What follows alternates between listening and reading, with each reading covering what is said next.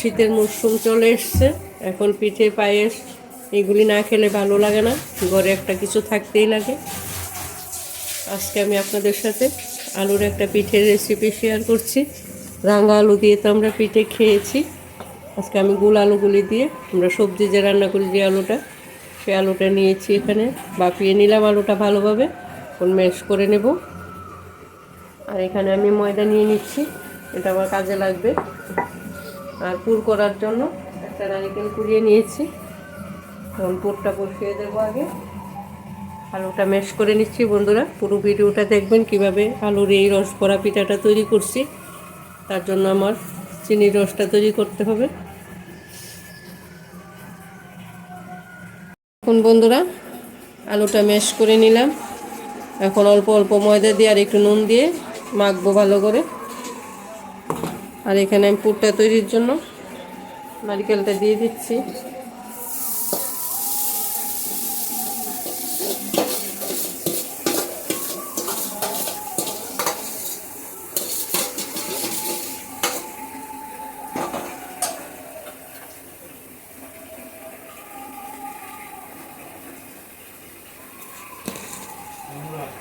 দিয়ে দিচ্ছি চিনি।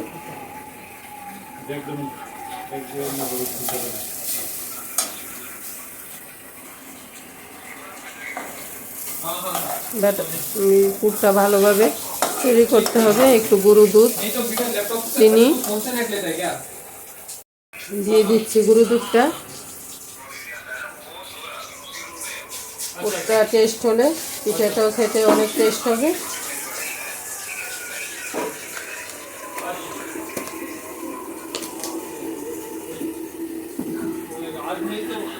সবগুলি ভালোভাবে মিশিয়ে তারপর পুরটা তৈরি করে নিচ্ছি। অনেক স্বাদের এই পিঠেটা, কিন্তু একবার হলেও ট্রাই করে দেখবেন বাড়িতে। আমার তো মনে হচ্ছে সবারই পছন্দ হবে।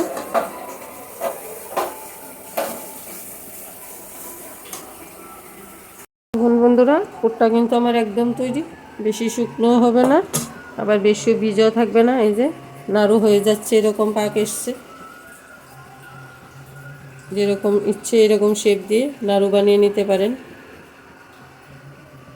যখন এক জায়গায় দলা পাকিয়ে যাবে তখনই বোঝা যাবে পাক আমার একদম কমপ্লিট। আলুটাকে ম্যাশ করে নিচ্ছি। আলুটা যাতে একদম দানা না থাকে সেভাবে লক্ষ্য রাখতে হবে, দানা থাকলে কিন্তু হবে না। আমি এখানে কড়াইতে তেল গরম বসিয়ে দিলাম, আর হিট কমিয়ে তেলটা গরম হতে থাক, ততক্ষণে আমি আলুটাকে ম্যারিনেট করে নিই ভালোভাবে।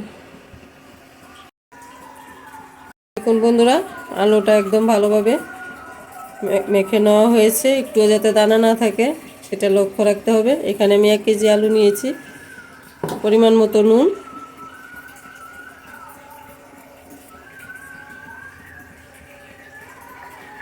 ময়দাটা অল্প অল্প করে নিয়ে মাখতে হবে, একবারে বেশি দেবেন না।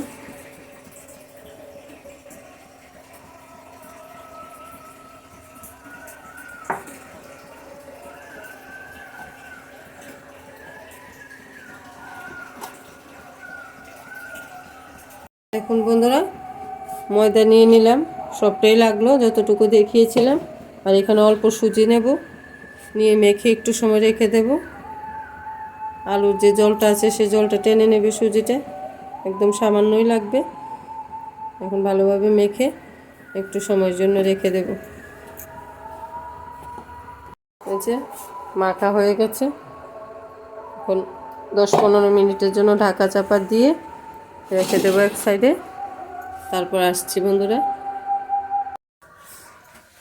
দেখুন বন্ধুরা, ছোট ছোট বলের আকার করে নিলাম। আলুটা একটু কম নিয়ে ময়দাটা একটু বেশি লাগবে, না হলে কিন্তু হবে না। আমি এখানে 4টা-5টা রেডি করে রাখলাম। কিভাবে নিচ্ছি দেখুন। থালাটার মধ্যে তেল অথবা ময়দা মাখিয়ে রাখবেন, তাহলে থালের গায়ে লেগে থাকবে না।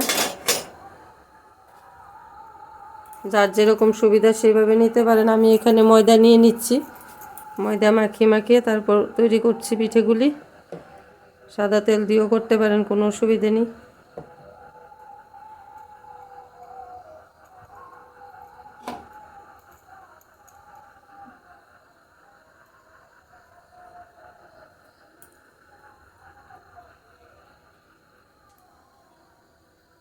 নারকেলের পুরটা দিয়ে দিচ্ছি।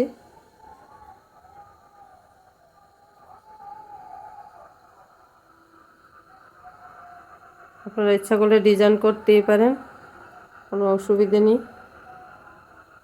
আমি এখানে কাঁটা চামচের সাহায্যে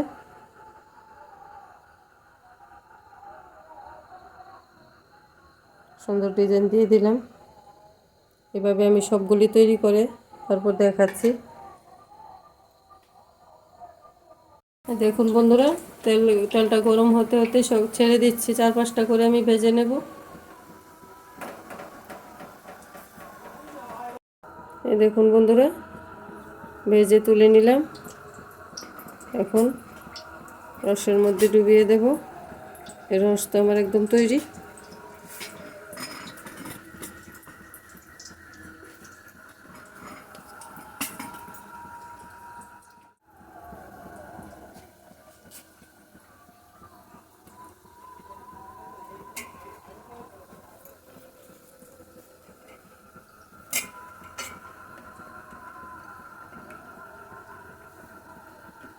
খেতে কিন্তু একদম সফট হবে, খুব ভালো লাগে খেতে। এরকমভাবে একদিন ট্রাই করে দেখবেন।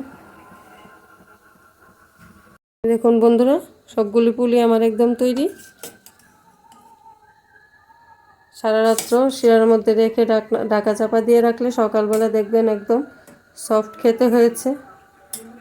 এই যে আমি একটা নিয়ে দেখাচ্ছি, খেতে কিন্তু খুব টেস্ট হবে।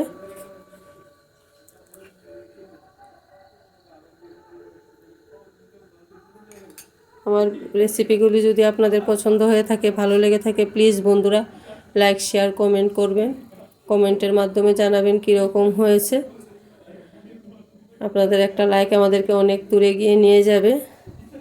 আর আমার চ্যানেলটাকে সাবস্ক্রাইব করে আমার পাশে থাকবেন। চেষ্টা করব সুন্দর সুন্দর রেসিপি নিয়ে আপনাদের সাথে শেয়ার করার। আজকের জন্য এখানেই শেষ। ধন্যবাদ সবাইকে, ভালো থাকবেন, সুস্থ থাকবেন।